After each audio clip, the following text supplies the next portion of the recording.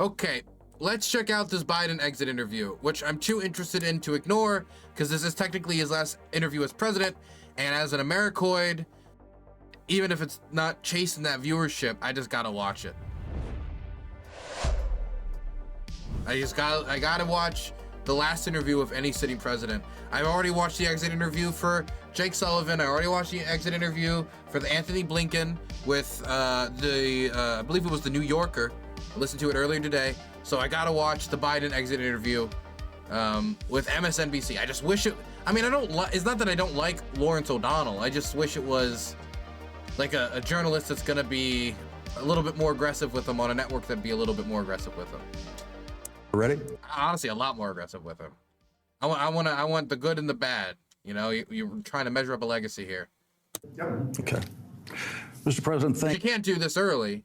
You always have to do it in retrospect, but you're trying to. You're at least attempting to. Thank you so much for bringing us in here today to be able to have this discussion. Really appreciate it.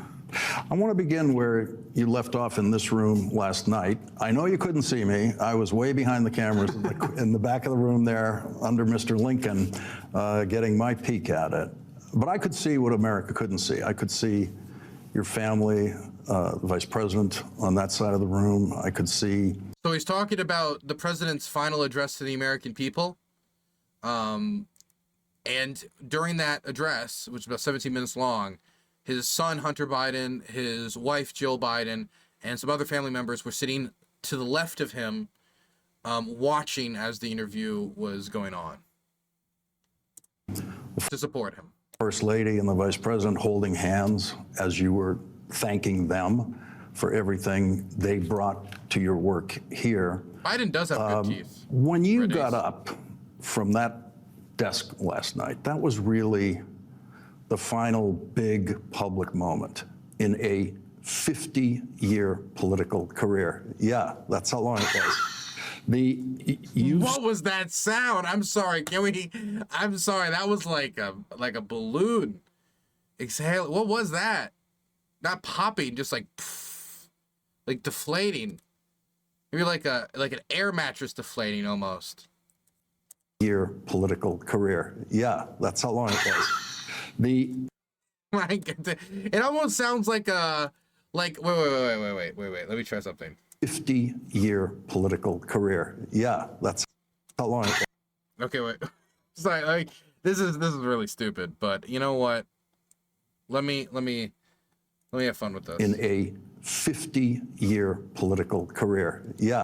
What are they called? This sounds like it sounds a bit like one of these dudes. Doesn't it? Doesn't it a bit? Doesn't it a bit? Wait, let me. That's how long it was. a little bit. Can you not see it? I see it. And that's what matters. You've served in government longer than any person who's ever served in this job. What did that feel like at the end of that speech? We were pushed out of the room as people were surrounding you, hugging you, and as that emotion was filling the room. But was there a sense of the release of a burden getting up from that desk? No, but there was a sense that of serious concern. You've known me a long time. I really am concerned about how fragile democracy is. That sounds corny, but I mean, I really am concerned because you've heard me say it 100 times. I really think we're at an inflection point in history here. We're unrelated to any particular leader. Things are going to change drastically. And it occurs every 5 or 6 generations. And it usually is generated by technology, usually generated by, I mean, for example. I mean, if we're talking about technologically, we could talk about like the microchip or like the type of like advanced microchips that we're trying to build in the United States now and are like semiconductors and such.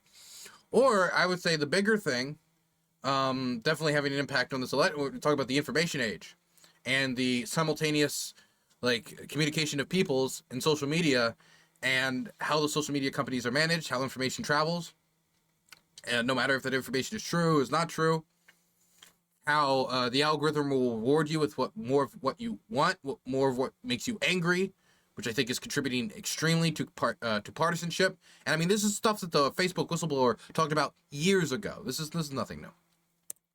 If Gutenberg didn't invent the printing press, how that would Europe ever gotten united? It's felt more and more amongst the society, the more online the society gets, and the more these algorithms get advanced and know how to use their own brains against us, and the more people that get on, the more test subjects they have. In any way, to understand what each country is thinking. I mean, it sounds stupid, but it really matters.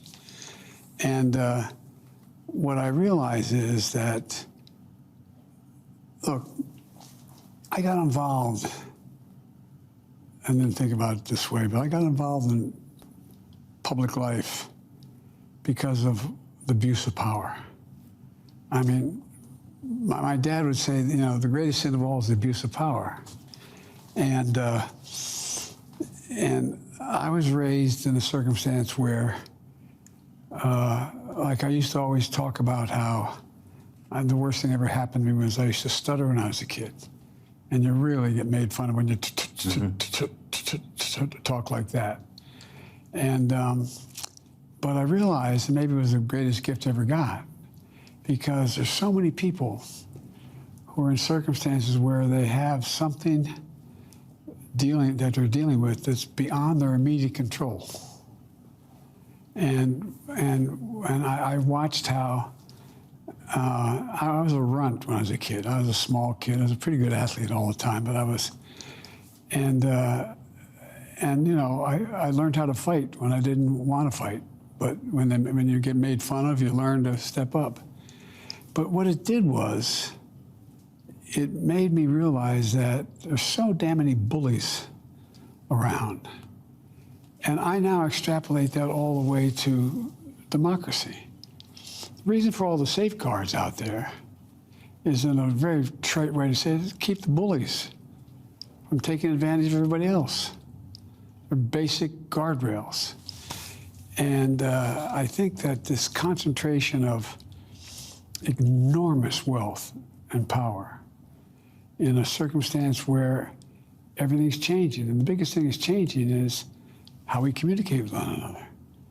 I mean, all kidding aside, did you ever think at the point where you weren't? He's not wrong about like the information age and how it changes how we communicate. I do think like the hyper partisanship is like 50% social media, and I'm not saying it's only social media. I think it's like 50% social media and the changes in the information age.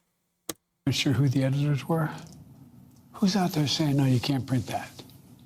You can't say it's not true. I mean, it's like, and when the multi, and when people aren't participating in paying their fair share, I have no problem with people making millions of dollars. But for God's sake, pay your fair share.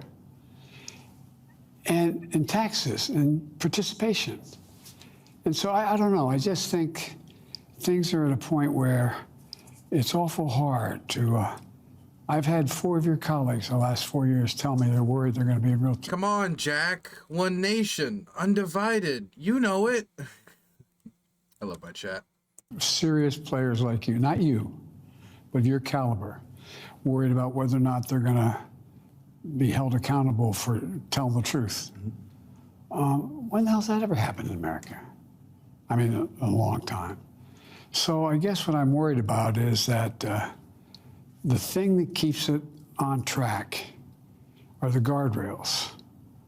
The institutions, the institutions and what protects it, the rules in place, exact checks and balances and such. There's a Supreme Court that's independent, but accountable. There's a Congress that you speak your mind, but you're held accountable to basic standards. There's a presidency that says you have really limited powers. I mean, you're the top dog, but you're not. You can't dictate everything. And I don't know, we just seem to be chipping away at all those elements. Last night, you issued the warning about the power of the tech industrial complex, an echo of President Eisenhower in this very room in his farewell address, the warning about the military industrial complex. And you said that an oligarchy is taking shape that threatens our entire democracy, our basic rights and freedoms, and a fair shot for everyone to get ahead. How does this oligarchy affect people out there who've never used the word oligarchy, the people who you're saying might not get a fair shot because of the way this is going? Well, look, if the decision is made that the multi-billionaires, the super wealthy, the wealthiest people in the world, begin to control all the apparatuses from the media to the economy, then who do I get to fight back for me? Who do I get to?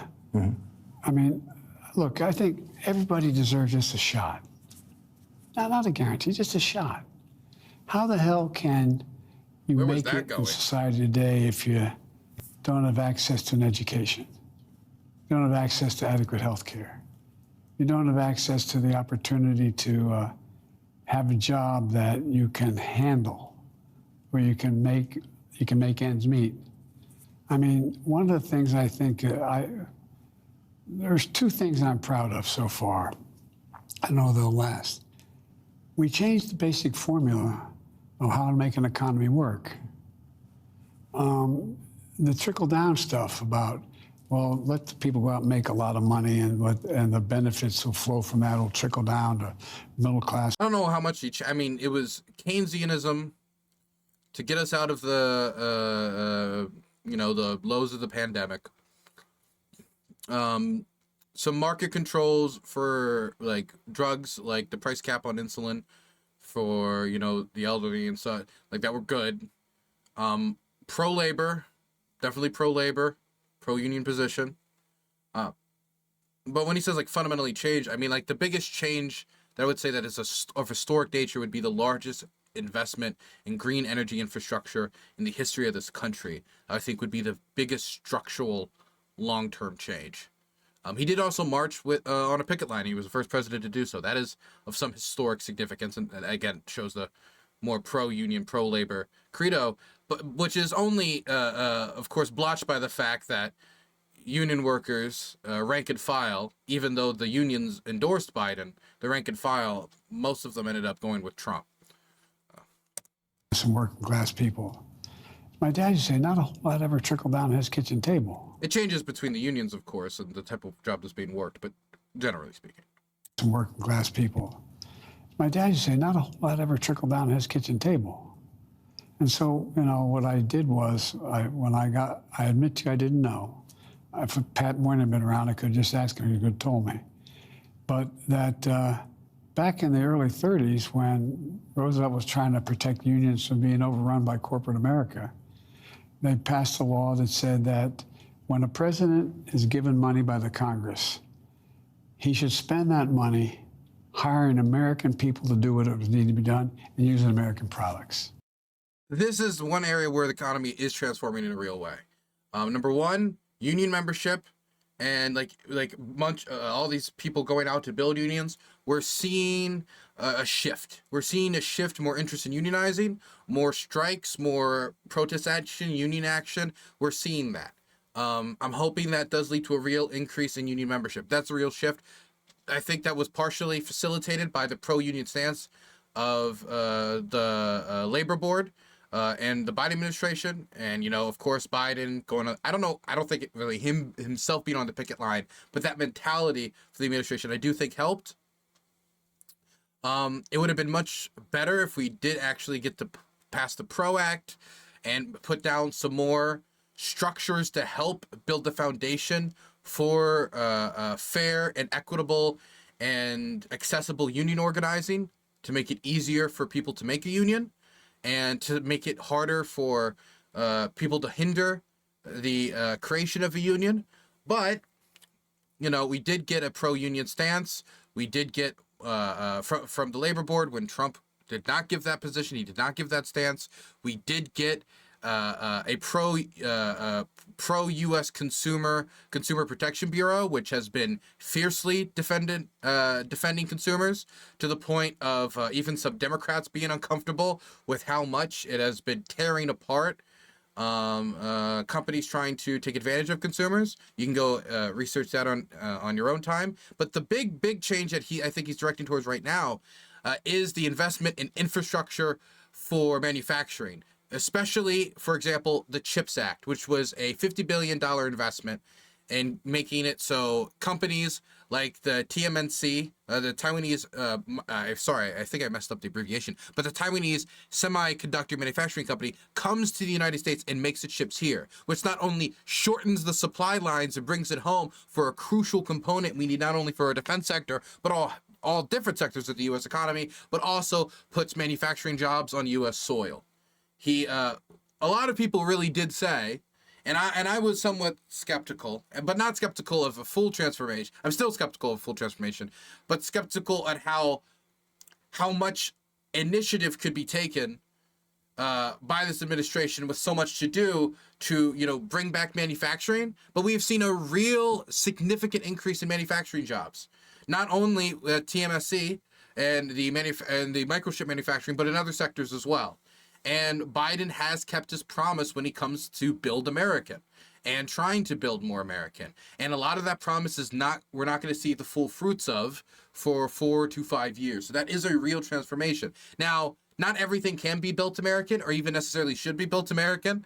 I think trade exists for a reason. It's good when countries specialize and you could take advantage of your comparative advantages.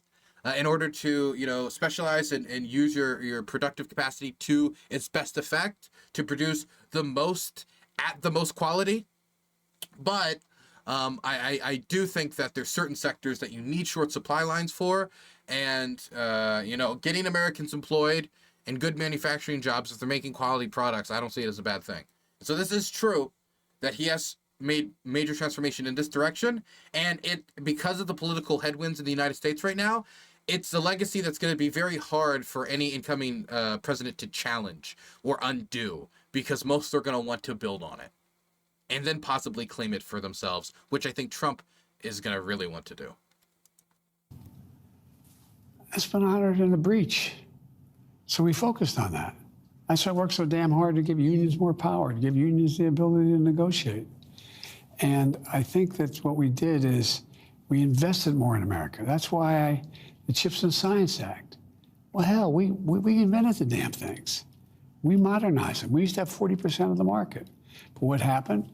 Corporate America and a lot of politicians decided that let's find the cheapest labor we can find in the world to build these little chips about the size of the tip of my finger, and then import them. So we'll pay a hell of a lot less to have them made, and then we'll import them. And we import them, we'll make more money because we're paying a hell of a lot less for them. Well, guess what? This thing called supply chains. When pandemic hit, it hit the whole world. It hit everyone from Taiwan to Asia to all across Japan, all the places where they make these chips or started to make these chips, Korea. And guess what? We found out you need about 300 to build a new car. Well, they can't build new cars now, so guess what? The price of automobiles went through the roof. The cell phone you have, need a chip. You need a chip for a weapon. You need a chip for everything. And so I just thought we weren't fighting to get in the game again, to be the leader in the world on economic initiatives. And not that we weren't going to share with anybody, but that we were not going to allow people to cut us off. And so when that happened, everything I did, I made sure that we were making sure that we're spending the money, hiring. If we're going to build a bridge, hire American workers. If you're going to build a bridge, use American steel. Use the things that grow the American economy. We weren't growing the economy. So when I talk about what's going on in terms of these, what's the investments that are being made, the investments are made, find the cheapest labor anywhere in the world, bring it home, find the cheapest way to spend it, to engage it and make the most money it can. Well, guess what? It really damages America's ability, any country's ability to compete. So I saw somebody in chat say that TSMC is hiring Taiwanese workers as its plants in the United States. And that is true, that there is a controversy over the fact that its employees in Arizona, 50% of them are Taiwanese. And 50% of them are U.S. workers. So number one, U.S. workers are being hired in the United States. That's American jobs here. But yes, a significant amount of the staff is Taiwanese because it's a Taiwanese company. And these are its first manufacturing facilities in the United States. And they're trying to get it up and running with the staff that they know have experience from within the most advanced microchip manufacturing companies in the world, which we have some experience like that here, but not all the experience like that here. And I hope over time that it's more and more Americans, and they do say that over time, the plan is to fade out that 50% Taiwanese employeeship or those employees to make more and more of them American over time. I don't know if it'll ever be 100%. Maybe it'll be 20%. Maybe it'll be 15 or 10. Who knows? But the point is that currently Americans are being hired at the plant, and over time, more and more of the staff are going to be made of American workers, which you should say maybe every single one should be American right now with the most advanced microchip manufacturing company in the world, where a lot of that experience doesn't exist anywhere else. Okay. Appreciate the initiative. Hoorah, America. I still think it's better than not having the factory here with this arrangement for faded in more and more Americans working there.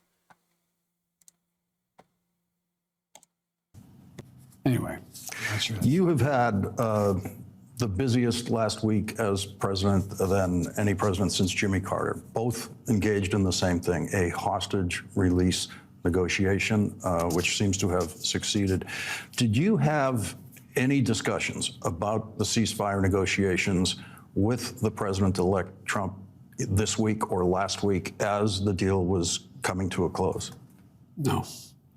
Have you discussed it with him at all since the election? No, very, very briefly, when he came in here, I spent 2 hours with him to try to change the nature of the transfer of power so it was done peacefully. And I told him what I was doing, what I thought could happen. But what we did, we brought in the people, or going to be his national security people. We brought them in closer to tell them what was happening as we hand this off. Look, the idea that we're going to be in a situation where... And then, of course, Trump is getting daily briefings as well, I believe. No, I know, he is. We could continue to have the chaos in the Middle East without the running a risk of starting a regional war. It's really, really not possible. And the idea that Israel is going to be able to sustain itself for the long term without accommodating the Palestinian question and their safety, their meaning the safety of American Jews, not possible. It's not going to happen. So I've been spending a lot of time the last 4 years with the Egyptians, the Qataris, with the Saudis, with the Arab countries to talk about what is their interest. Why is it in their interest to see this change, this dynamic change? And I kept reminding my friend, and he is a friend, although we don't agree a whole lot lately, Bibi Netanyahu, that he has to find a way to accommodate. I'm sorry. Can we just play that quote off screen quickly? Here it is. 16 past the hour, breaking news, brand new revelations this morning about the relationship between former... Here it is. And Vaughn, we're also learning about how President Biden discussed with Israeli Prime Minister Benjamin Netanyahu a whole series of issues.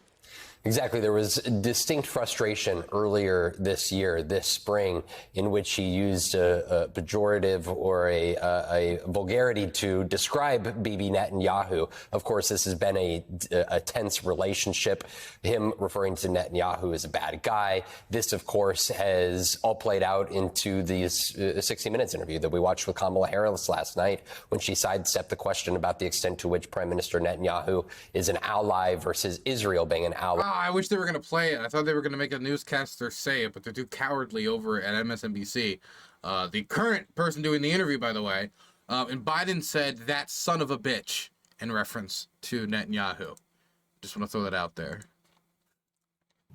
the legitimate concerns of a large group of people called Palestinians who have no place to live independently. And so how do you deal with those things? So I did really put together, if it doesn't work, I got to take the blame for it, a plan with my national security team. But I believe that we could make it attractive to the Arab world as well as to the Jewish community to accommodate the kind of changes necessary. Get the prisoners released, get a ceasefire, move in a direction where we agreed how this was going to work and how Israel's troops were going to move, how we're going to bring in rebuilding the Gaza Strip and the economy, how we're going to clean all this up, how we're going to protect Israel. In the meantime, what we were able to do, and I know it was very controversial when I did it, we also decided that we were going to protect Israel from outside sources. So when Iran thought it was going to blow Israel off the map, they had those thousands of missiles heading their way. Well, guess what? We put together the countries and didn't let it happen. Now, every one of the countries and the groups and the like Hezbollah and Hamas, and they're all a hell of a lot weaker. Iran is significantly weaker than it was before. Israel is in a situation where it is physically stronger in terms of protecting itself from outside interference from major powers. In addition to that, you have a circumstance where all of a sudden, people began to figure out, well, it makes more sense if we work this thing out a little bit. I've been dealing with, since I got elected, with the Saudi. Yeah, Netanyahu has come to the realization that we should all talk it out. It's about, I introduced when the G20 occurred, a proposal as to how to connect everything from India to England. And because there was a natural corridor of economic development of that way. And, I said, well, no, that'll never get passed. I started this initiative, used to be called Build Back Better, but now it's called PIIG, whatever. And because how do you make it in the 21st century with all the changes taking place in technology without having an infrastructure to sustain the changes? And most of these countries countries in Africa, for example, are way in debt and don't have the infrastructure to capacity to build the infrastructure. And so that's why, remember when they said, well, we'll never get an infrastructure bill? Well, listen, I said you'd never get an infrastructure bill. With my legislative experience, having worked in the Senate, I didn't see how it was possible with this tiny, smallest Senate majority in history. To this day, it looks like a magic. Okay. I feel like I should reflect on the potentiality of a successful ceasefire. We've talked about the ceasefire that's been negotiated recently and the agreement of it, and now it's kind of looking possibly it's shaky. We don't know for sure, but I think that at least the first session, the first 6 weeks that is negotiated will probably be successful. Past that point, I have no clue. But in the discussion process, when they were trying to form out that ceasefire, when they were trying to form out that 6-week period, wait 1 second, I just got a DM. Magic trick to me how you pulled that off. Well, look, the argument I made to the congressmen, senators who has come down is how can you lead the world without having the most modern infrastructure in the world? You combined domestic policy and foreign policy in a way that I've never heard another president do. Jake Sullivan recently mentioned this in his exit interview as well, and he was mentioning it during Biden's been mentioning this on the campaign trail a ton, and I think a lot of it is the influence of Jake Sullivan, but it matches with Biden too. The idea of connecting, like, how is this foreign policy issue going to affect middle-class Americans? I think, for example, the targeting of Russian oil export infrastructure, like export terminals, and the Biden administration clearly not wanting that, is probably thinking with that in mind because of how it would affect international energy prices, which would have downwind effects on American energy consumers. And putting aside the morality of whether the Ukraine should be able to do that or not, I do think that is something that came into consideration, putting aside the fact that it was also an election year. Well, by the way, because it's necessary. There's no way to implement our foreign policy unless we're... Oh, sorry. Let me just cut to the chase on what I was going to say earlier, now that I read the thing. Biden had two options, really.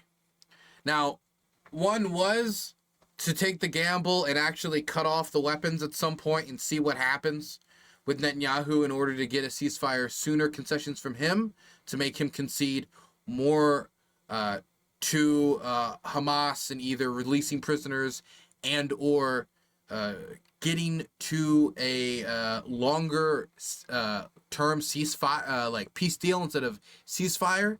Biden could have took that gamble in order to please the Democratic base that wants it and in order to stop the carnage. But in order to take that gamble, he would have to likely or possibly lose a certain section of the Jewish Democratic voter base, as well as other pro-Zionists that could have supported the party, in the hopes that they would get it back through being the peacemaker amongst the general population, right? That would be the gamble. And this would be either based in either electoral gambit or moral reasons, and they're trying to see if they can make it electorally viable. But putting the problem aside of the electoral question which is how I usually heard about it.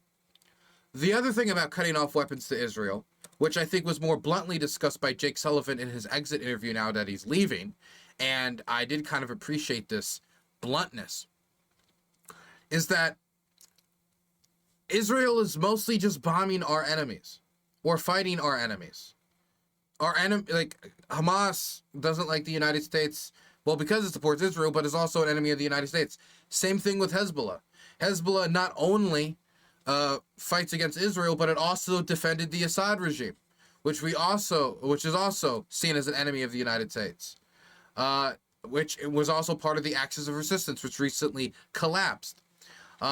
Israel also is fighting the Houthis, which is targeting international shipping, in part because of the war in Gaza, also because the Houthis want to gain international reputation, but we're also bombing them. The Israel's main enemy, the Iranians. Who's our main enemy? The Iranians. And not only is there a consideration in Washington about when we exit the region, we want an ally in the region to guard our interests or be there to somewhat guard our interests or to have allies in the region, and Israel is a militarily competent ally in the region where sometimes the generals are not as competent. But putting that aside, putting that immediate military competence aside once we pivot out of the region, what about the more immediate damaging to all of our enemies in the region, all of our opponents of the United States? And when I was listening to Jake Sullivan talk about it, he talked about a lot more of it towards that direction, towards if we stop giving weapons to Israel, that means that they'll limit the bombing on Hezbollah, limit the bombing on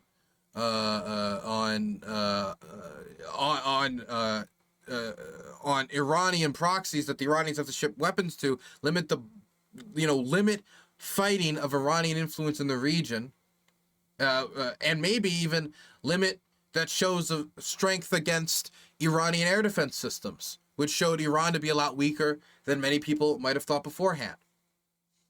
And what Biden's bragging about right now about us being in a much more dominant position in the Middle East is because Hezbollah is in a weaker position. Why is Hezbollah in a weaker position? Because the Israelis have clocked them. Because a lot of these resources that were used to build up Hamas have been evaporated, even if their membership, according to Anthony Blinken, has largely been retained, which is a very scary symbol of failure and indication of the possible continuance of this war. The Houthis, despite their campaign in the sea gaining them a lot of notoriety, and you could say that the fact that they've sustained it might be like a small victory for them, have been unable to do anything with this display of force against international shipping, which has been somehow the most successful and unsuccessful. It's the most successful as in they're able to continue these attacks and get a lot of international press for it, and they haven't been able to been stopped, but unsuccessful in the fact that firing on random civilian Indian shipping vessels shipping like grain or fuel to India with like a Bangladeshi crew is not doing anything to Israel. It's just making everybody's goods more expensive and putting more strain on southern African ports. So, I mean, that's the most successful initiative for the axis of resistance during this period. What's happened elsewise? Assad collapsed. Not really Israel's doing, but the weakening of Hezbollah certainly did contribute to that. Hezbollah weakened. You know, and all these people, as they're getting weakened and as they're getting damaged, if we cut off the weapons, what does that mean? It means that that pressure would be removed. And so I think that for Jake Sullivan and Biden, as much as they maybe in their heart could have felt tugs on the string to like, maybe we should cut off the weapons in order to make a long-term sustainable supply of resources into southern Gaza, or we'll do it in order to make them change their conduct fundamentally in the war, or we'll make them make a final settlement on like a two-state solution, which I would find very hard to accomplish in this war. But whatever that be, whatever like solution Biden's trying to aim at while trying to sanction these weapons, he didn't want to do it because he wanted the pressure that the Israelis put on regional American enemies. And so that's why he middle walked it. To try to have the best of both worlds. Try to be like, oh, come on, man, get in more aid, while also still enjoying the pressure that it puts on America's regional enemies, which he's now bragging about the weakened position of the axis of resistance. It's not all just due to Israel. You can give the Syrian people a lot of credit for the overthrow of Assad. But I mean, like, he couldn't brag about this other outside of much of the Israeli campaign. It's not the only thing. Domestic Iranian politics, again, the Syrian revolution, but it's certainly a contributor. Policy and foreign policy Absolutely in a way that I've never heard another president do. Well, by the way, because it's necessary.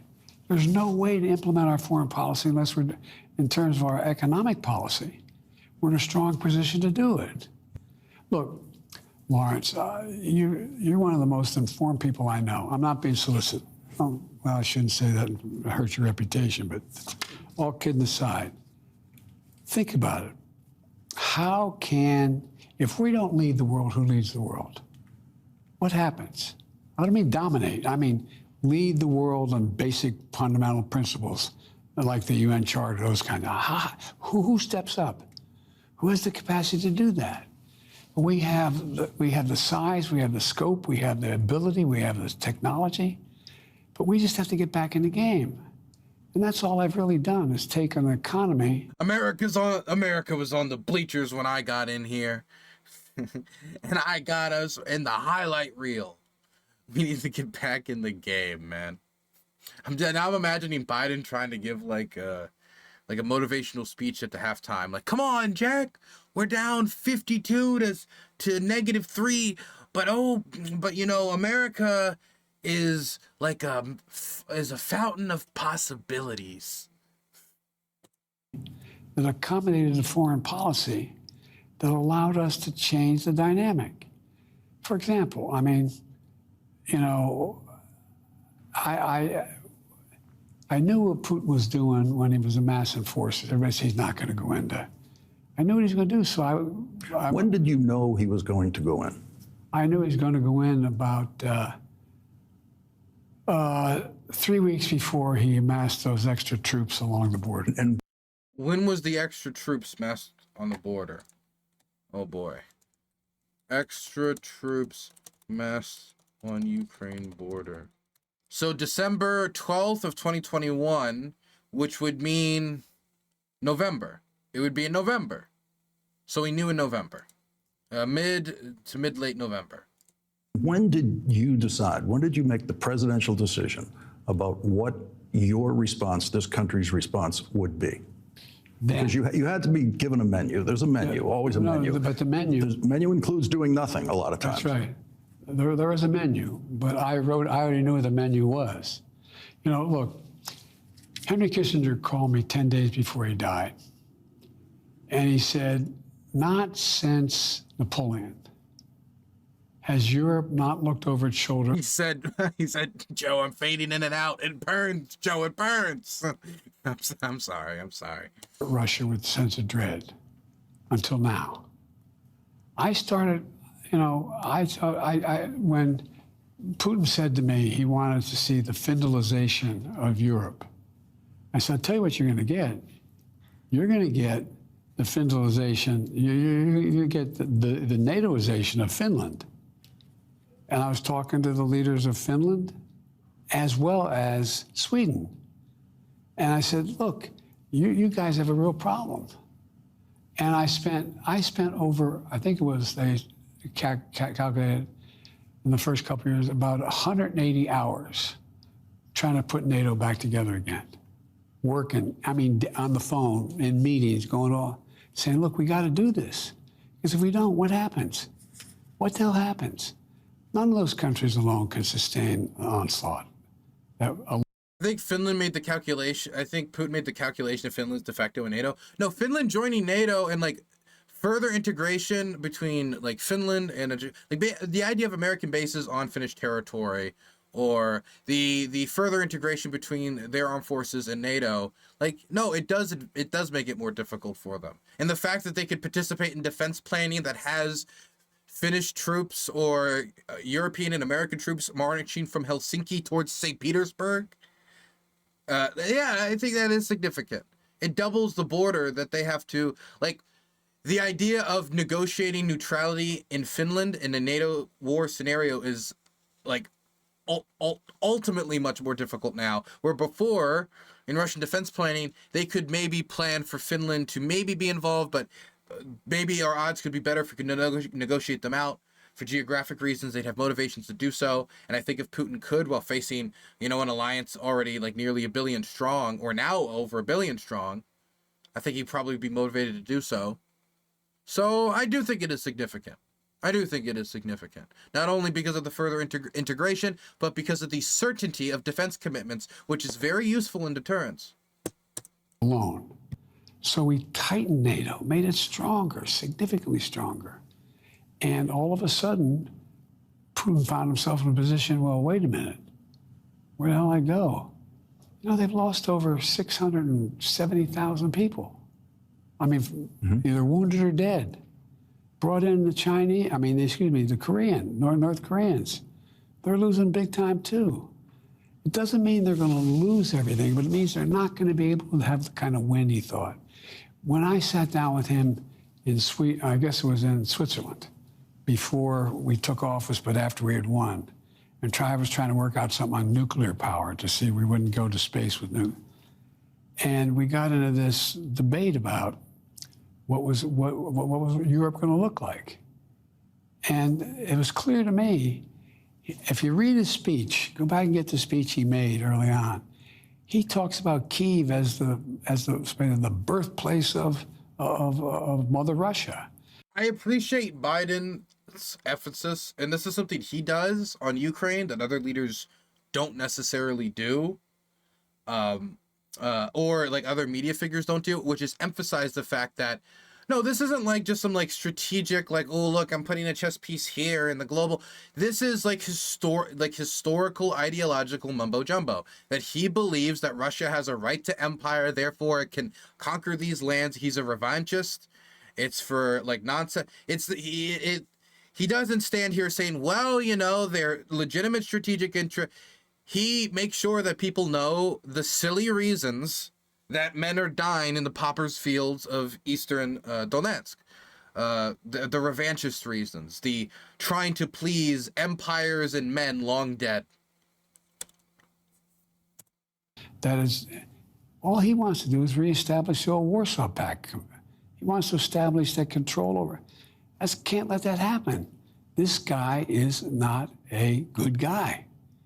He has, anyway. You made the point in your State Department speech, it was quite striking, that... Why do you pronounce it Ukraine? Because I'm not going to say Ukraina unless I'm like speaking like Russian or Ukrainian or something. I don't know. What do you mean? You're the one who has walked the middle of Kyiv Putin never got there. And I'm not sure anyone, I'm sure no one would have predicted of these two leaders which one is going to be the first one in Kyiv when this war started. And when this war started, there was a tremendous tension about the possibility of nuclear confrontation, the possibility of Vladimir Putin using nuclear weapons. Did you have any direct communication with Vladimir Putin to deter him from using nuclear weapons? Well, I did. I also know that Lloyd Austin. Oh God, do I play this clip every single time? Bob Woodward's reading of Lloyd Austin's exchange with Secretary of Defense Sergei Shoigu. I play it every time because it's just like, oh my God. I'll play it again. So this is Bob Woodward, the writer of a book, War. He is a journalist who wrote a book about both Biden and Trump administrations, but his most recent book, War, which I have on my bookcase right over there, documents part of the Russian invasion of Ukraine, the early stages and the Biden administration's handling of it. And there was an interaction between Sergei Shoigu, the Russian defense minister, and our Secretary of Defense, four-star General Lloyd Austin, who's going to possibly be replaced with a Fox News host. They had an exchange about, military action and what the United States would do if the Russians resorted to the use of atomic weapons in Ukraine. Analytical sophistication here.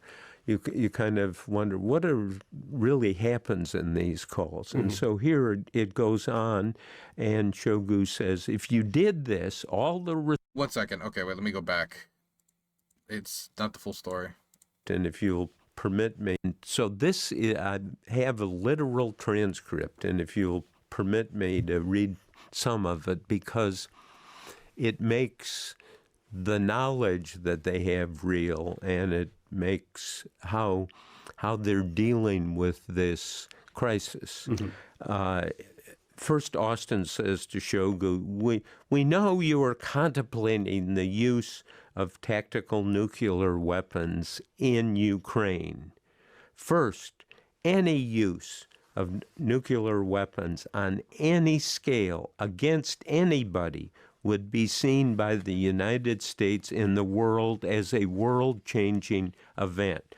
There is no scale of nuclear weapons use that we could overlook or that the world could overlook. Other words, it's just, hey, what's going on? It's, we know. And it's very, there's a kind of analytical sophistication here. You kind of wonder what really happens in these calls. And so here it goes on, and Shoigu says, if you did this, all the restraints that we have been operating under in Ukraine would be reconsidered, Austin said. And, quote, this would isolate Russia on the world stage to a degree you Russians cannot fully appreciate.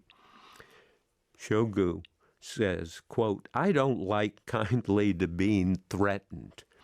Austin says, I think in one of the bluntest kind of open interchanges I've ever learned the details of at this high level. Mr. Minister, Austin said, I am the leader of the most powerful military in the history of the world. I don't make threats. Did you get a sense of what? God. Oof. Man, I've thought about this. When I make a final documentary on the war in Ukraine, when I take all my footage together, take the best stuff, and try to show the war, I'm going to try to implement that exchange somehow when talking about the war and escalation, stuff like that.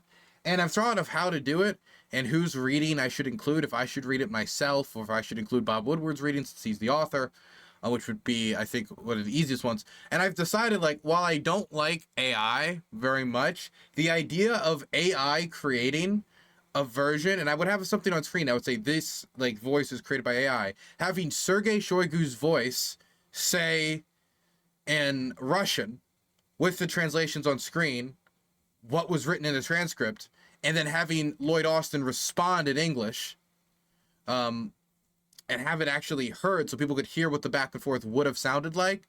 I don't know. I've thought about it. That's the only time I've actually thought about implementing any use of AI in any of my work, was the trying to display this exchange, because this exchange just fascinates me so much. Ask someone to voice act. I could do that as well. I could do that. But I mean, like, I think if I could make it, I would need to get somebody, I would want to have somebody that sounds like them both. So, I mean, if we had like good enough voice actors, and if I have a budget for that, maybe. But I don't think I have the budget for that. We'll see though. It was just an idea. Back to the Biden interview. When he started talking about tactical, I thought, this guy wants to use tactical nuclear weapons. No, I don't want to do that. I don't want to do that. Nuclear weapons, tactical nuclear weapons in Europe scares the hell out of everybody, including the Russians. Including the Russians. And so what I made it clear to him, look, he said to me that what he wanted to make sure that there were no nuclear weapons in Europe, in Ukraine, that they weren't a member of NATO, and that they would not be, and he started off one of the conversations by saying, I know you can take me out tomorrow. I know you can take me out tomorrow from Ukraine. You can strike Moscow. You can strike. I said, well, that's not a problem. We've already taken the nuclear weapons out. So took them all out. There's none there. We're not going to put any back in, and they're not going to become part of NATO until they change their system significantly. We're going to continue to help them grow if we can, but those two things aren't going to happen. But you're not going to go in and take them. You're not going to go in and claim the area. And you remember, Lawrence, when I said they were going to go in, everybody said, oh, no, that's not going to happen.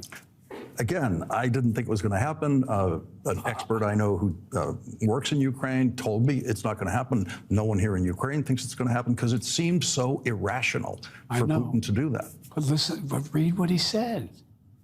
Go back. This guy means what he says. He really talked about this being part of Mother Russia. He thinks, yeah. And so it's a little bit like, you may remember, I found myself with the former Pope, who was much more conservative, and he wanted to see me after I spent some time in Poland, because I had said, remember John Rich, you know John, great guy. John and I went to Poland, and I came back and said they're gonna leave the Warsaw Pact. They're not gonna be, a year from now they're not gonna be part of NATO. He said, don't write that. You'll ruin your reputation. You'll ruin your reputation. Don't write that. I was confident it was true. You could see when you talked to them what was going on. And the end result was that, okay, what happened now is they pull out. All of a sudden, the whole dynamic changes in Europe. Everything's moving. Remember what was going on in Hungary at the time? Remember Tom Lantos and talking about all?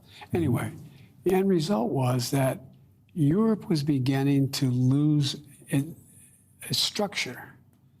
And I was convinced you could build a structure that was economically and politically more open and sound, and without getting into a continuity nuclear war. That's why we never put American forces in there.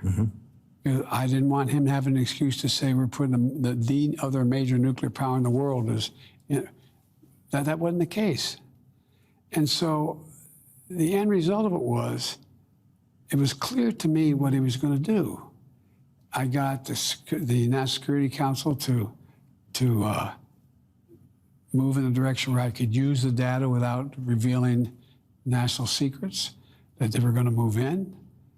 They moved in. By the way, You revealed a lot at that time. I have to say, we've never seen anything quite like that. You publicly revealing what you believed the intelligence showed Vladimir Putin was going to do. And the reason why I did is I wanted people to believe me, know what I was talking about. I knew more what I was talking about at that point because of the position I was in than anybody else did. Sure. And when they said, he might never do that, I was like, oh my God. Oh my God. Can I ask you about a decision you made in the middle of this war in Ukraine that no president before you has ever made?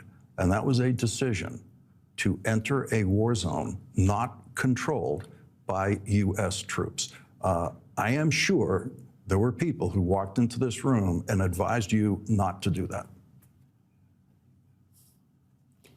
Everybody kind of. But look.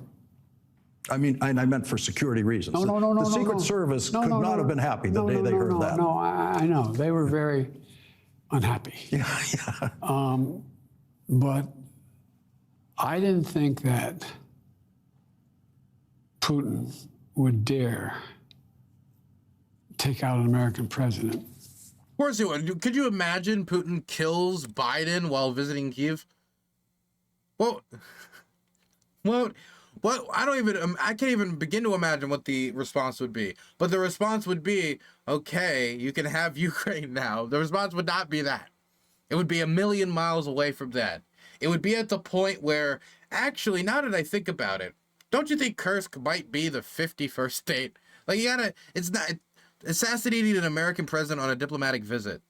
I mean, you blew up the president. If you didn't get a ferocious reaction from whoever the next president is, all you're doing is incentivizing the killing of the American president, the beheading of the chief executive, the assassination of the head of the armed forces of the United States and the duly elected representative of the Union. They at that point, you'd have to take back Crimea with Marines. I mean, what would... it would be an unbelievable escalation. It's part of the reason that after JFK was taken out, the Soviets went out of their way to say, it wasn't us, before the Americans had even approached them. Because they were terrified that if the Americans perceived that the Soviets had just assassinated a sitting American president while in Dallas, Texas, on American soil, that the outrage would be so significant that it could lead to an atomic confrontation. So, no, I don't think he would attempt that. I was concerned about a radical element with... What would he gain from it either? He would galvanize the American public against Russia. He would create a martyr out of Joe Biden, which is a sentence I never thought I'd say out loud. He would get replaced with Harris, who would be advised by many of the same ilk who was advising Biden. So I don't think anything would really change at the executive level, except for the fact that, she's a much less experienced legislator. And so she might not be as good as passing legislation. But in the aftermath of an attack like that, I mean, I think she could get a real bipartisan consensus on some action. I mean, it would just be absolutely ridiculous action. So I've just never really sat down and thought it out before, like, okay, what would happen if Putin took out a U.S. president while visiting Ukraine? I just always took it at face value, like, of course he wouldn't do that.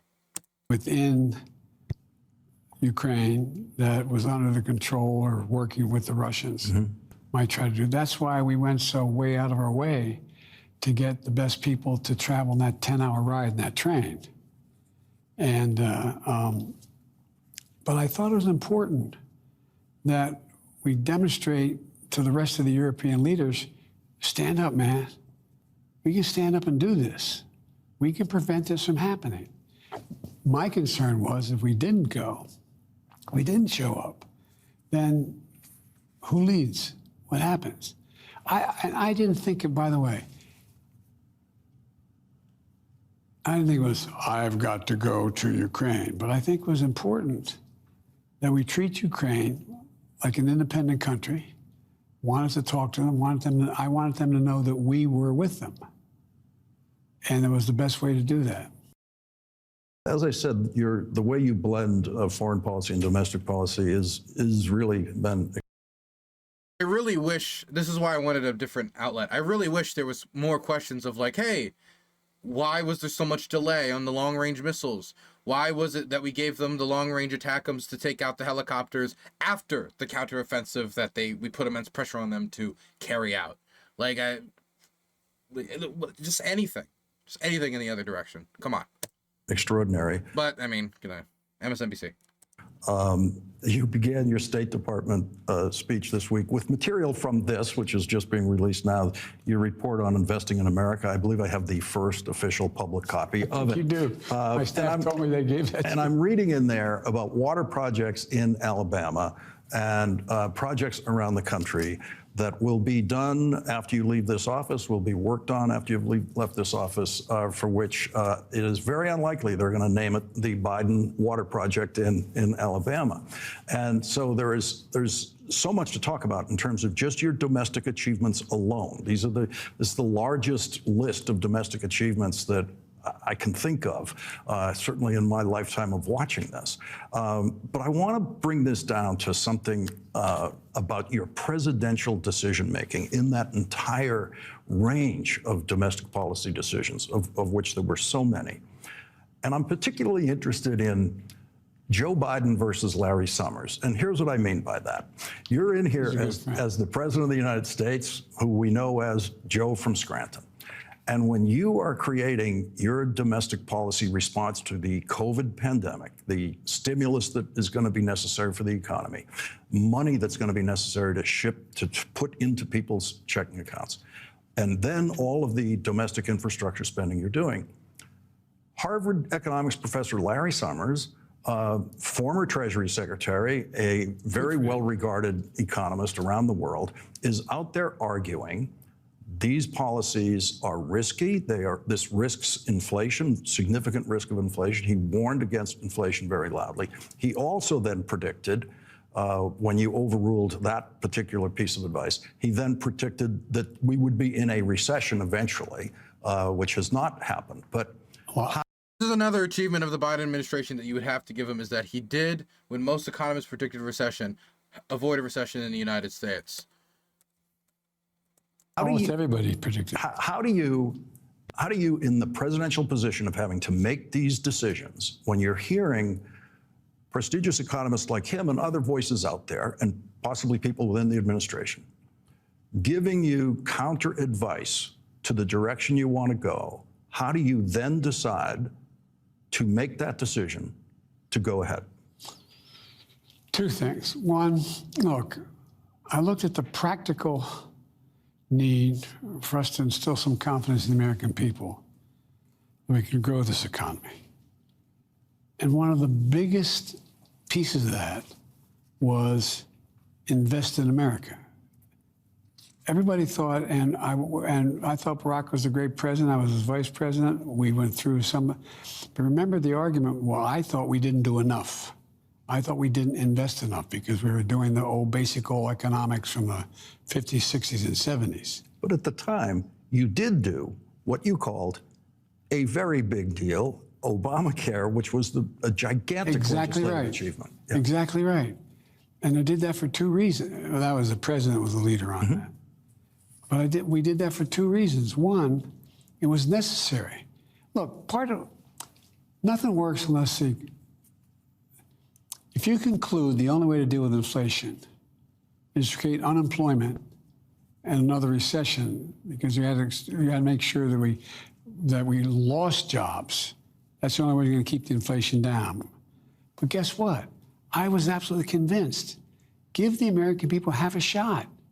They'll step up and get the job done if you give them the opportunity. Look what they did. They stepped up in every major endeavor. And the idea, and I never believed we couldn't have a soft landing. And a soft landing. Inflation's down almost to 2%. A lot going on. But the first thing we had to do was go out and take care. And I had an advantage and disadvantage. I had a thing called a pandemic that was so badly handled that we were still dealing with people, thousands of people a day dying in America. Well, first of all, it was rationale to spend the money to go take care of that. That was the first big piece of legislation that got passed. And secondly, when I came along and said, look, in addition to that, we can now change the dynamic and invest more in the things that make us who we are. For example, I remember walking through I used to commute every day to Delaware, 300 miles a day, basically, each way, total round trip. and going through the Baltimore Tunnel. I'm probably the only guy that's not an engineer that walked through that tunnel. Last piece of work done in that tunnel going under the bay was, I think it was like 1917 or 18 or 19. Light bulbs hanging down from inside, the water leaking in. I mean, what else are we talking about, man?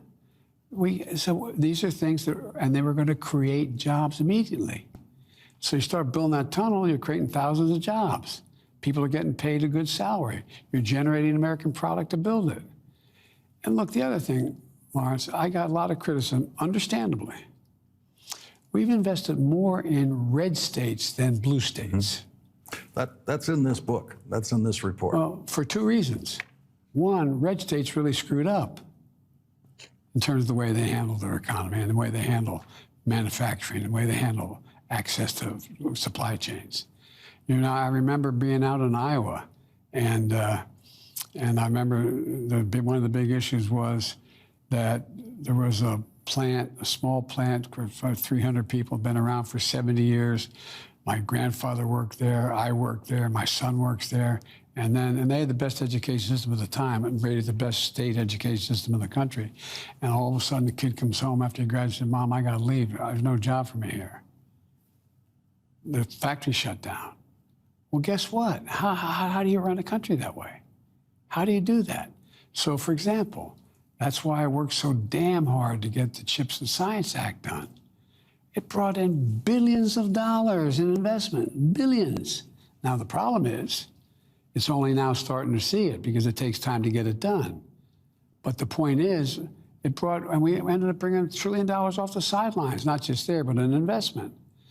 I was absolutely convinced, give the people half a shot at a job where they can make a decent living, and you can't deny them the opportunity to form a union to get a good wage. For example, I'm getting off, but my point is, I was never bought on to the notion, if the only way in 2021 you grow the economy was significantly increase unemployment in order to take control of what we're talking about in terms of inflation. Where the hell are we? What happens? But people are now we got a lot of work to do yet, but people are now having faith in we can do these things. We can build these, we can build these cars, we can do that. And people are investing in it. And people are taking those jobs, and it's attracting money into the economy. And inflation's going down. We have a lot of problems. We do have a lot of corporate greed still out there in terms of everything from what we do with the basic needs of American people, from eggs to butter to bread to gasoline.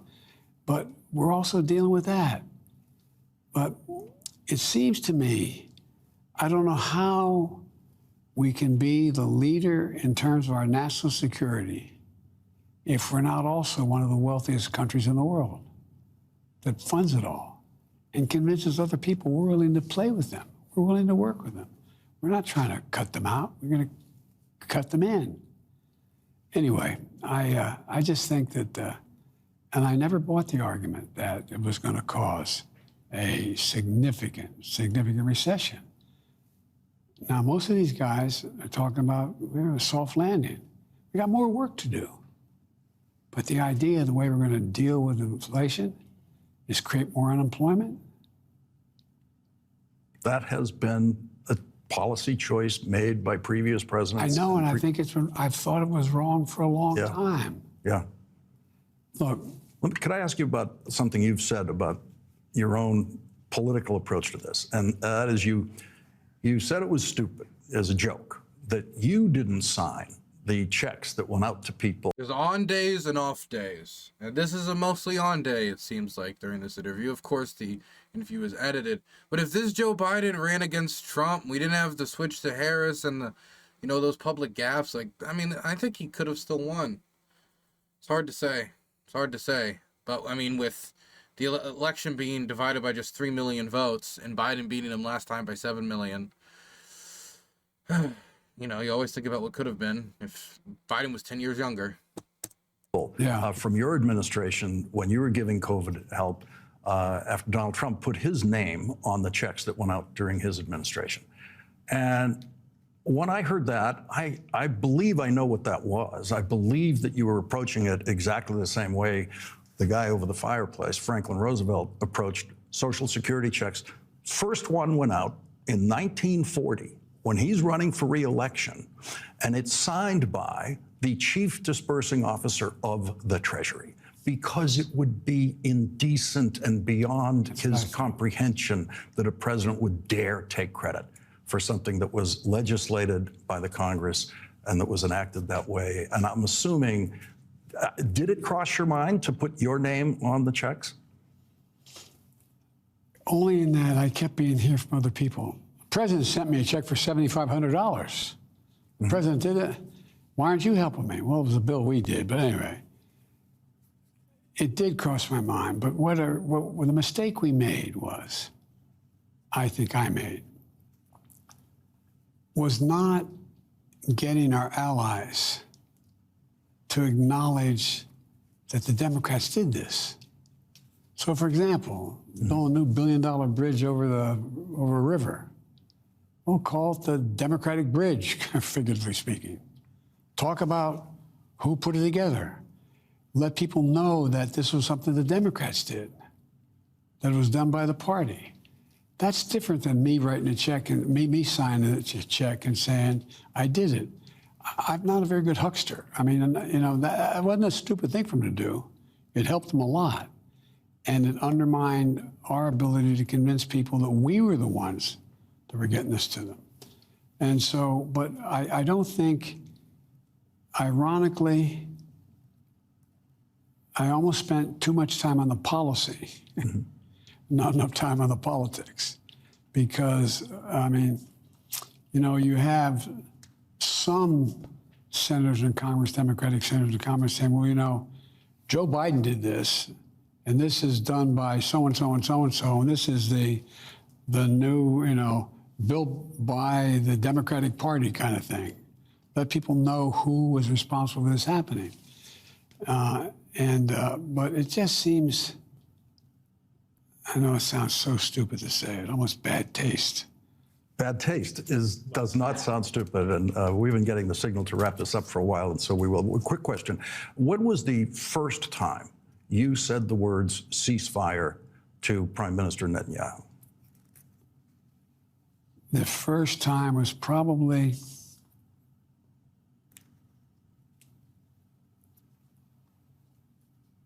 when he moved really hard on the Philadelphia line and took out a hospital. Now, it's true that Sinwar and those guys were hiding underneath the hospital. The thing about Hamas is they had all their facilities underneath schools, hospitals, churches. I mean, you know, so you had, and to get them, you had to take people out. Let me put it this way. I'll just say, when I went to Israel, occurred. Immediately after the attack, YZ has donated $10. Dylan, I have no idea how you put up with all the politics and conflicts. Personally, I find it exhausting. Anyways, I appreciate your work, as do many others. Oh, thank you. Thank you very much. I appreciate the message and the $10 donated on the website. I appreciate that. All of that is going to be going towards our costs for editing and translating our main channel documentaries, which we'll be releasing, if everything goes to schedule, this Sunday, which will include more segments from my interview with the mayor from the Sumy region, from that article I released earlier today with Offbeat. So I appreciate that. Thank you, man. Thank you. Genuinely. And yes, I find it exhausting too. I do find this exhausting. Definitely, you know, after going to the ground. It's part of the, like, sometimes I'll get asked, like, Dylan, why don't you cover this conflict or that conflict? And it's like, well, you know, sometimes one war on the ground is enough to fill up an entire week. You know? It can be very exhausting. But it's necessary. You know? People need to pay attention. And I hope we can make it a little less exhausting, but it's going to be an exhausting 4 years. Sorry to say. I'll just say, when I went to Israel, immediately after their attack by Hamas, 8 days later, whatever it was, and I told them we were going to help. And I said, but Bibi, I said, you can't be carpet bombing these communities. And he said to me, well, you did it. You carpet bombed, not his exact words, but you carpet bombed Berlin. You dropped a nuclear weapon. You killed thousands of innocent people because you had to in order to win a war. I said, but that's why we came up with the UN. New deals by which what we would do relative to civilians and military. So he was comparing 21st century war tactics, battle tactics, with World War II. Well, what he was really doing is he was going after me for saying you can't indiscriminately bomb civilian areas, even if the bad guys are there. Even if the bad guys are there, you can't take out 2, 10, 12, 1,500 people, innocent people, in order to get the one bad guy. And he made a legitimate argument. His perspective said, look, these are the guys that kill my people. These are the guys that are all over in these tunnels. Nobody had any idea the miles of tunnels were down there. It's amazing what they built. And they're sometimes 200 feet under the ground. Well, the way to get to them is take out the places where they were under which they got to the tunnels. And so that's the first time I had the discussion about bombing civilian areas was when I went over after the 9/11, after the massacre that occurred. So on that first trip, 10, 11 days after October 7th, you already raised the issues of how to get to a ceasefire. Well, not a ceasefire, how to prevent innocent death. Yes. And then I pushed really, really hard for more humanitarian aid to go in and ways to get it in. And Bibi, look, in fairness to Bibi, he's got a tough coalition too, man. He's got the most... Yeah, his coalition's crazy, and that's the problem. Yeah, and apologies, of course, credit to him, though. I mean, he has a crazy coalition. It's his coalition. He chose it. He could just not form a government with crazy people. Conservative cabinet of any Israeli prime minister ever. With that, did you have reason to believe that the prime minister was delaying agreement with a ceasefire for his own politics and with the political knowledge that a ceasefire would help your re-election campaign or Vice President Harris's presidential campaign? No, I don't think it had to do with it to help our campaign versus Trump. I don't think that was his calculus. But I do think he's in a position where, even now, it takes a lot of courage for him to take on that coalition he has. Because they're going to vote him out of office tomorrow. Remember, there was already the big fight about what he was going to do relative to the court. And so, in fairness to Bibi, he had enormous political pressure not to do some of the things, that in my belief I thought were counterproductive. Mr. President, I'd like to end this conversation where we began it, which is you last night getting up from that desk, and as I was being hustled out of the room with the rest of the press, I saw your family surrounding you, Vice President, and whenever I see that group and I see that moment with the Biden family, I always see the one who wasn't there. I always see Bo, and I always wonder as I was walking down the hall, what would Bo be saying to his father right now? Look, Bo is a better man than I am. I ask myself a couple times a month, Jesus, what a question. what would Bo do? He was the Attorney General who would have been the odds-on favorite to win the government. I mean, For the few Europeans who don't know, Bo is Joe Biden's dead son, a veteran of the War on Terror and a former Attorney General of his state, who died due to cancer. a couple times a month, tough. What would Bo do? He was Attorney General who would have been the odds-on favorite to win the government. I mean, when he went to Iraq for a year.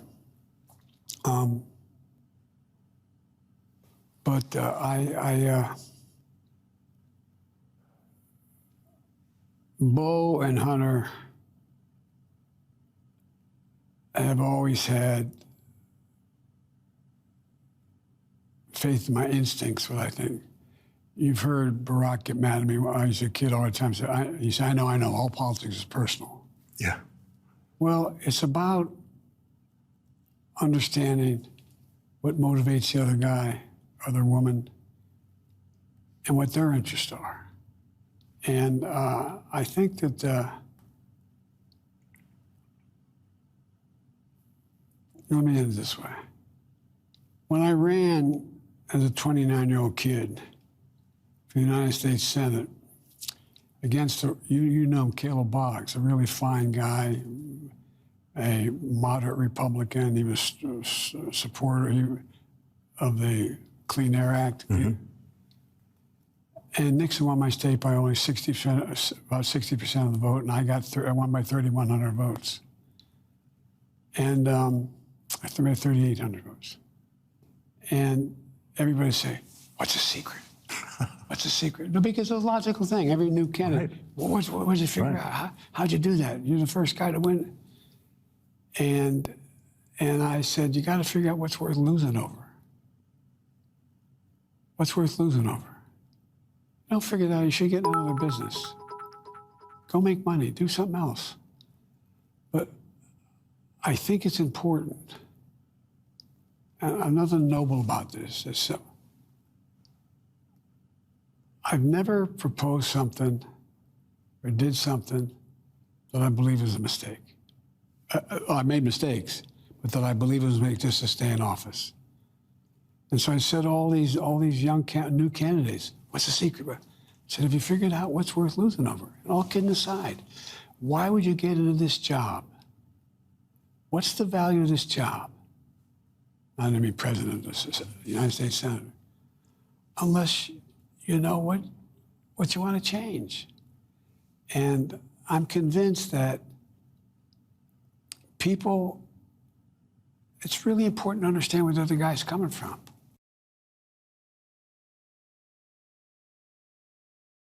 Thank you for the 100 bits, Trashomancer.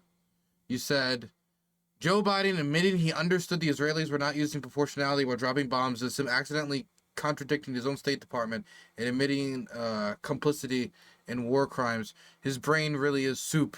I don't know, because his different representatives have said different things. I honestly can't remember there being like a solid line on are they or are they not practicing proportionality. I honestly don't remember. But it is true that the Israelis in many instances have either just straight up like hit civilian targets, and so there's not even like a question of proportionality of was there even a terrorist there. And when they have taken out terrorists, they've taken out immense amounts of civilians, putting the question of proportionality in the air. But it's part of the reason why so many in D.C.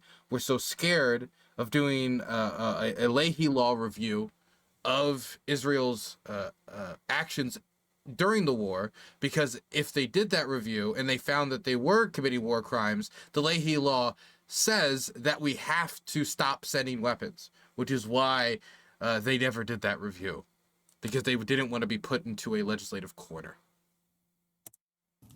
One of the things I learned when I got to the Senate, how different the interest, the legitimate interest of someone living in Wyoming is than someone living in New Jersey. Different interest. Sort of solid Americans, but out in Wyoming, man, you better get more energy, get more things moving. New Jersey, you better make sure you're dealing with clean air. And so there's real differences among us. We're 50 different states, 50 many countries. And as long as you understand what's motivating the other guy, the other woman, that is based on something that they generally believe is an interest of the state, you can work something out. You can sit down and say, okay, look, but if you know it's just done for power or for a special interest, then you don't have to pay attention to it. That's I'm getting way over my skis here. Mr. President, I just can't thank you enough for joining me in this conversation today. Thank you for your 50 years of service. And again, thank you for joining this conversation today. Well, I tell you what, man, I'm really only 40. Anyway, thanks. Thank you, Mr. Appreciate you. Thanks. Thank you. What'd you guys think of that? I think he performed pretty well for his last interview. I think he made the best case he could considering his record. I think obviously Gaza is a massive like caveat on his legacy.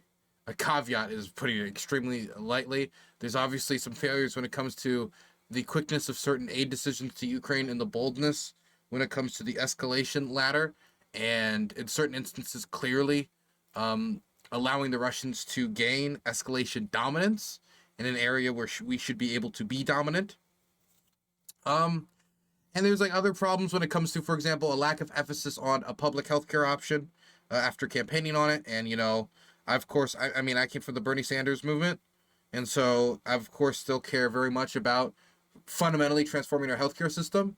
And I feel that part of the reason we might have lost in November is due to the fact that, you know, there was a general wave of anger at the status quo, and we needed to offer transformative change, whether that be transformative change to the healthcare system or elsewhere. And if we were showing pathways forward, like, hey, we propose this legislation to make a public option. Every American should be on healthcare, Jack. Every American. We need to, like, maybe the election could have gone differently. But it's, of course, we're not an alternative history channel, so it's impossible to truly say, huh? But this is I think a decent exit interview. I wish they talked a little bit more about the pardons he's deciding, because I'd like to hear why he's pardoning these white collar criminals that I don't really think deserve it. And he could talk about how he's become the pardoner in chief, pardoning more Americans than any other president in U.S. history, including a recent wave of nonviolent drug criminals. 2,500 actually. And we still have 3 days, and we've gotten some indication that he intends to continue pardoning Americans until the last second he gets out of office, which is good. I mean, trust me, with a system as big as ours, I'm sure he can find some people that need to be pardoned still.